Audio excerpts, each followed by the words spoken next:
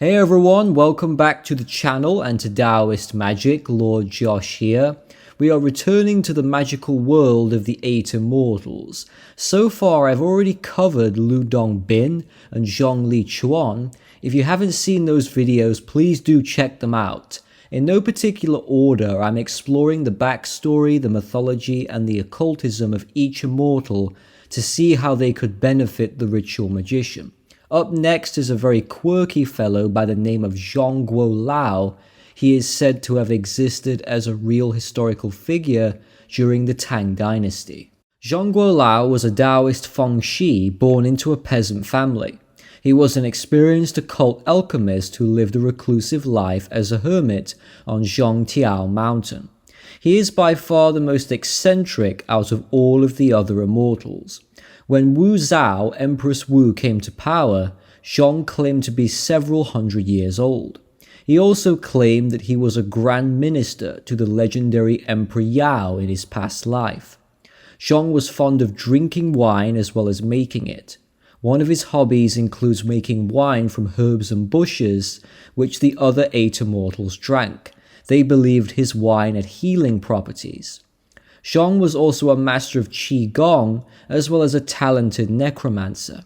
He cultivated himself to the point where he could go days without food, only surviving from sips of wine. He has a very similar skill set, magical skill set that reminds me a lot of Master Blackhorn, Suo Se, a Taoist sorcerer who could go without eating for long periods. So you're thinking, well, why was he weird? Why was Zhong eccentric? Well, Zhang Guolao was known for his famous white donkey, a magical animal that could travel thousands of miles a day. He would wander between the Fen River and the Qin territories. When he arrived at his destination, he would fold up his donkey like a piece of paper and place it into his pocket.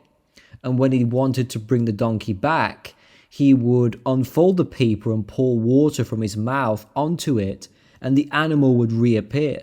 To add to his eccentricity, he was often known to ride the donkey facing backwards. I love this guy. I think he's absolutely fantastic. A white donkey folded up like paper, riding it backwards. Listen, if you've got a white donkey, why wouldn't you ride it backwards? It's a no-brainer.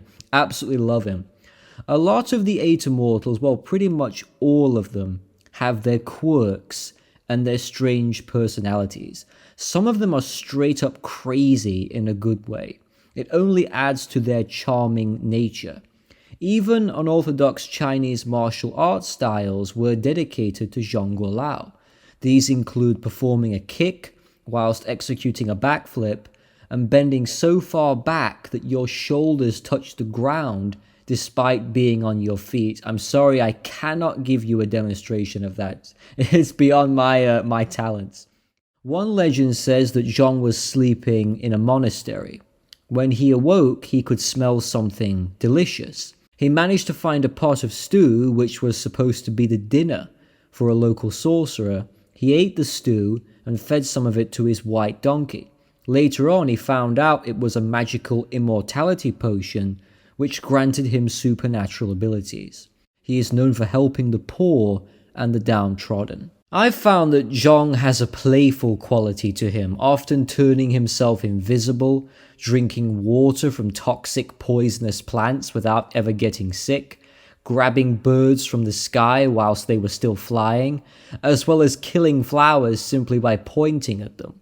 A very strange man indeed, maybe even stranger than me, but a very powerful magician. Despite his odd outward appearance, one should not underestimate him.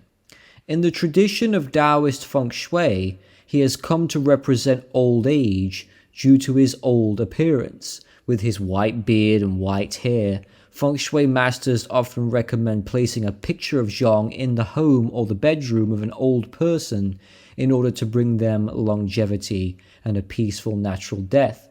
He also has an association with Taoist wedding ceremonies. He is seen as the protector of young families and the bringer of male children. I am a feng shui practitioner, as most of you probably know, and I always say if you're over the age of 70 and you're looking for a suitable, age-appropriate spirit Zhang is for you. He is very gentle, and I would recommend his spirit to any novice practitioners, not because he's easy to work with, but because he's extremely safe. If you are new to Taoist magic and you want a low risk and friendly entity to invoke, you'd be very safe to work with him and with any of the Eight Immortals for that matter. Now I'm going to share a really weird personal experience I had working with Zhang Guolao for the very first time.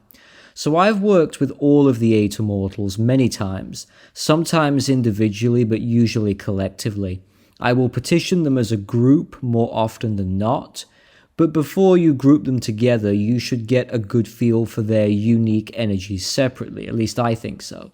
For me, Zhang was the hardest one to reach contact with.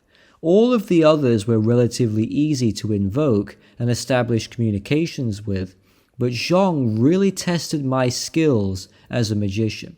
I must have tried at least 10 times to reach him, and I just couldn't. It wasn't until I got to know him a bit more that I realized I was going in with the wrong mindset. A lot of you will know I'm a very fun-loving type of person. I don't take myself seriously at all. I'm colorful, I'm flamboyant, and that's how I am most of the time, but I switch that side of me off during most of my Taoist rituals because it's more of a burden most of the time. Extreme respect and reverence and seriousness is usually required when communicating with powerful deities.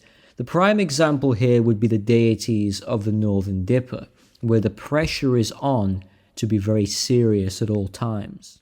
So I take the same approach with Zhang and I get nothing. I can't even get into a good state of flow. Let me explain what I mean by this. I practice this ritual indoors and I open my altar, and just as I thought I was getting somewhere, the smoke alarm went off in my house because of the incense, and it never does that. So that completely takes me out of the moment. So I stop using the incense and get back to the ritual, start trying to get back into the zone, and I offer him a wine offering because Zhang loves wine.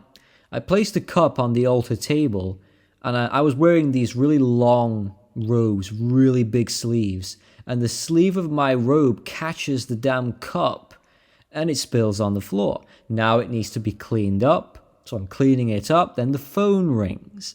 So I leave my temple, what I call my throne room, then I get a power outage in my house with all the lights going out. So at this point I began to realize, okay, something is going on here. All of this happening in 30 minutes. This is a sign. I need to pay attention to this because it's pointing me in some direction. I'm doing something wrong, I was thinking. Then I get a light bulb eureka moment where I realize I'm taking myself too seriously and I'm taking this ritual too seriously. I'm not allowing my own eccentricity to shine through. I'm not appreciating the silliness. And as soon as I get this idea, within seconds, I start to go into trance and I feel Zhang's presence. And I didn't get any more distractions after that point. So I'd learned my lesson. When you change your perspective, you change your experience. I love the quote, "There's power in looking silly and not caring that you do." That is a tremendous skill that not everyone has, and you can always tell when someone doesn't understand this because it looks like they're trying too hard. As always, I'm not judging anyone, but I often see videos of magicians performing invocations and they almost always look stern and rigid and brooding, which can be useful for many rituals, but in my experience, it didn't work with Zhang. If you're an outcast or a good-natured rebel, if you're someone who goes against the grain, then Zhang's energies will be compatible with yours because he is delightfully weird, as I would say, weird and wonderful. In a lot of ways, he is a comedic, entertaining prankster-like immortal that has a real silly side to him. And in order for me to invoke that energy, I needed to match it and drop the serious demeanor that I was going with. I think Zhang was playing games with me by making the phone ring, dropping the wine, setting the alarm off. He was testing me to see how I would respond. The way I would describe it, it's a benevolent lightheartedness. Zhang is a renegade entity like the other Eight Immortals. He is a nonconformist. So when you work with these energies, don't be afraid to have some fun. Practice magic with less seriousness, but at the same time, still maintain a level of sincere respect and good intentions. The stories of the Eight Immortals are supposed to do three main things: to teach you, to inspire you, and to entertain you. The stories will make you laugh and make you think. That's how you learn, by mind and by heart. What this experience taught me: no matter what your magical path is, whether it's right or left-hand path, Western or Eastern, never lose your sense of humor. Zhang is associated with the fish drum, which is a Chinese musical percussion instrument made from a long, slender piece of bamboo with dried fish skin over one end. He would carry two rods, which he used to strike the drum. Sometimes he is known to carry a phoenix feather or a peach, which represents immortality. Peaches and cranes are found everywhere in Taoist mythology. The legend says that Zhang's name and reputation spread throughout China, and word reached a number of emperors who wanted to meet him. Emperors Taizong and Gaozong would often invite him to their imperial courts, but he always declined the invitation to visit. In the myths, a lot of Taoist hermits and magicians are never easy to persuade. They are accustomed to living carefree lives where they wander the wilderness, drifting from one mountain to the other, focusing almost exclusively on the cultivation of the Tao. Most are not interested in common pursuits or seeking, fame, wealth, recognition. That's not something that most Taoist adepts care about. Almost every single Taoist mystic, wizard, and magician I know lived reclusively in the countryside. A couple of examples are Zhuge Liang and Zhuo Se. This kind of lifestyle is all about stepping outside of the rat race, detaching from the establishment, disregarding the trappings and temptations of modern life, and also being very frugal. Taoists often speak about returning to your true nature, selflessness and simplicity. The old saying, before enlightenment, chop wood, carry water. After enlightenment, chop wood, carry water. The true sage understands the power of authentic humility, and when you combine that with living a simple but natural life in a rural area, it really does bring a relaxing state of clarity to you.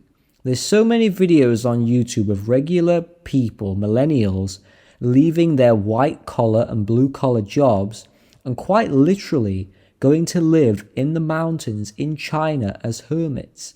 There's a particular mountain where a lot of people go. It's called Zhongnan. People have gone there since the Qin dynasty to become hermit Taoists. There's a decent number of them still living in this area today.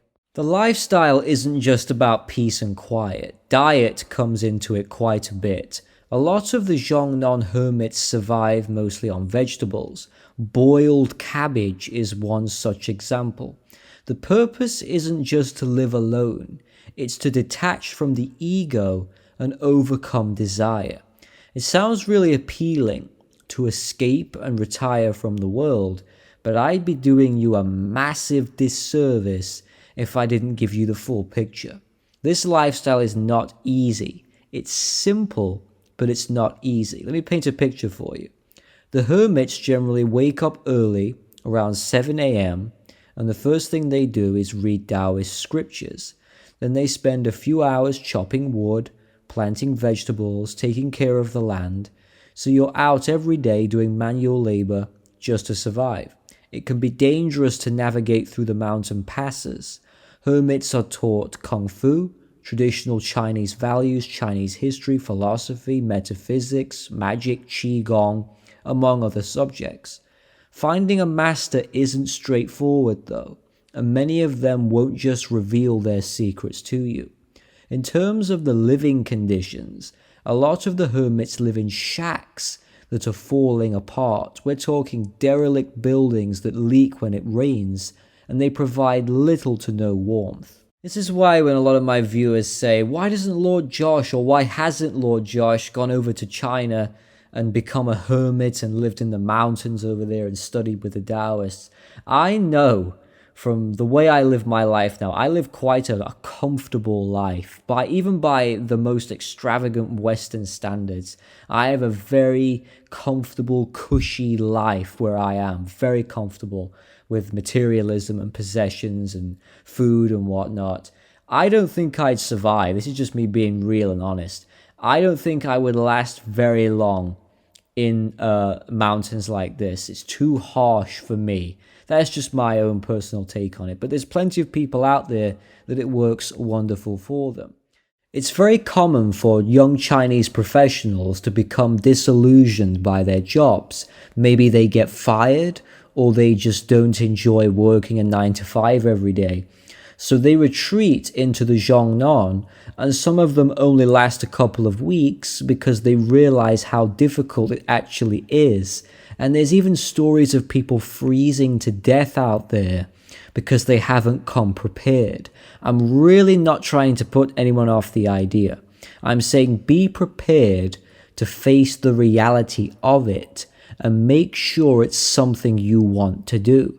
Don't think it's going to be like the myths, the romantic ideas that people have in their minds that, oh, if I break free from the rat race, I'll go live in the Zhongnan and have a perfect life like an immortal. Well, not exactly. You've got to keep a level-headed perspective. Be logical, be rational, and most importantly, be realistic, and don't expect to find a white donkey that you can fold up and carry around with you. Now, some people will go there and it will be the best experience of their lives, and they end up staying there forever because of the simplicity the lifestyle gives you. Gives you a natural, magical power. Becoming a hermit is one of the best things you can do if you want to be a truly great sorcerer. I've often thought about doing this myself. Of course, I'm tempted to at times, but I know it's not something that I would last very long doing. One day I might try it, but if I do, I'll do it under my own terms and with a sensible approach. It's also not unusual for emperors of the day to try and seek out the services of reclusive sages in order to turn them into imperial court magicians. The emperor wanted Zhang to become part of the government, so an envoy was sent from the palace to his home. When the envoy arrived, the maggot-infested decaying body of Zhang was discovered. He appeared to have died long ago. The envoy returned back to the palace empty-handed and reported the news to the emperor. Of course, he wasn't truly dead and was merely playing dead in an attempt to avoid the emperor. Zhang continued his noble work, helping people who needed it in the countryside. When the emperor found out the truth that he had been tricked, he decided to reach out to one of Zhang's friends, Fei Wu. The emperor wanted Fei to persuade Zhang into seeing him.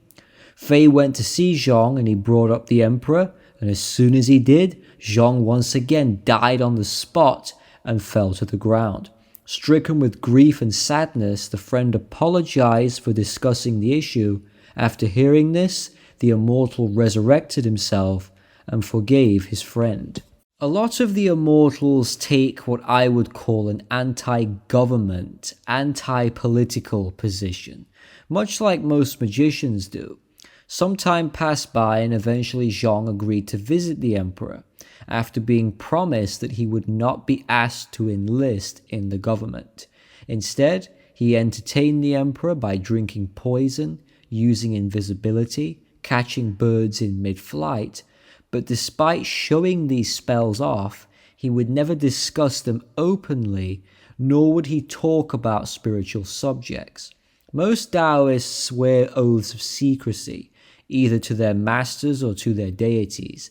This is why you won't find a lot of videos or blogs on in-depth Taoist magic. Even some books can be very vague at times. The oath doesn't apply to me because I don't belong to any sect or lineage. I've always been a free agent. That's not to say I share everything, I don't. There's some things I just don't say for your safety and for mine. I share what I think benefits people, but I am so glad I have my freedom to make the choice. If I want to come and say something on YouTube, I can say it. Don't have to worry about any loyalty to any master. I'm my own master, I'm my own boss. That's the way I prefer it. Since Zhang refused to talk, the emperor summoned his own court magician, Yi Fashan, to expose his ultimate secret. This magician actually knew the secret of Zhang, but told the emperor, "If I were to tell your majesty, I should fall dead at your feet for revealing one of heaven's secrets. So I dare not speak unless your majesty will promise that you will go with bare feet and bare head to ask Zhang Guolao to forgive you, in which case I should immediately revive."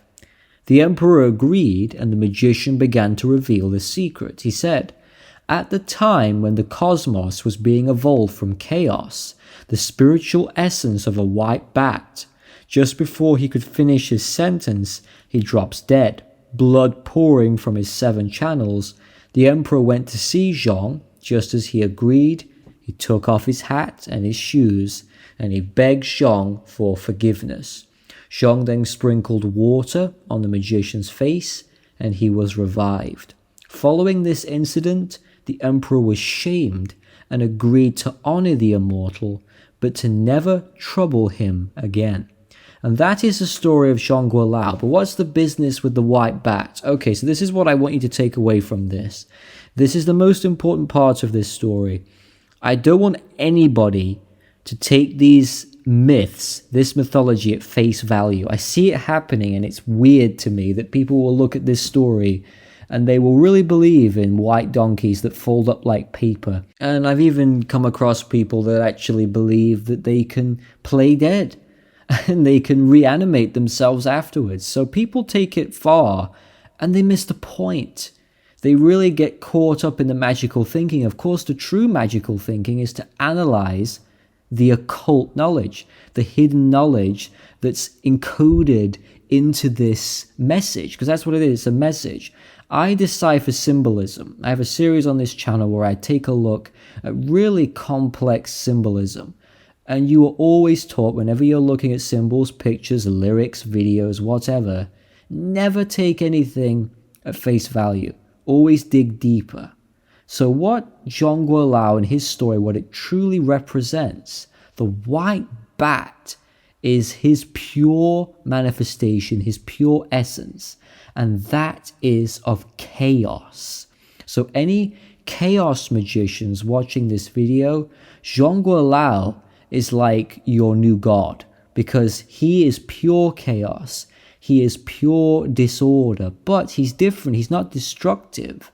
He's a benign prankster like chaos. Remember the phone ringing and the wine spilling? He really has an energy to him, likes to mess with you, like to play with you, like to play mind games, and you can't predict him. He's spontaneous. He is such a volatile, but at the same time lovable character. You never truly know what you're going to get with him. He's full of surprises. He's difficult to handle, but he's not dangerous. He's low risk in the sense that he'll never hurt you or hurt anybody that you care about that lives with you in your house, but he'll play a shitload of games with you because that's what he thrives off of. It's that chaotic energy, and you can tap into it. You can tap into it and you can use it in your own life for something, even just to boost your mood. That's truly what he represents.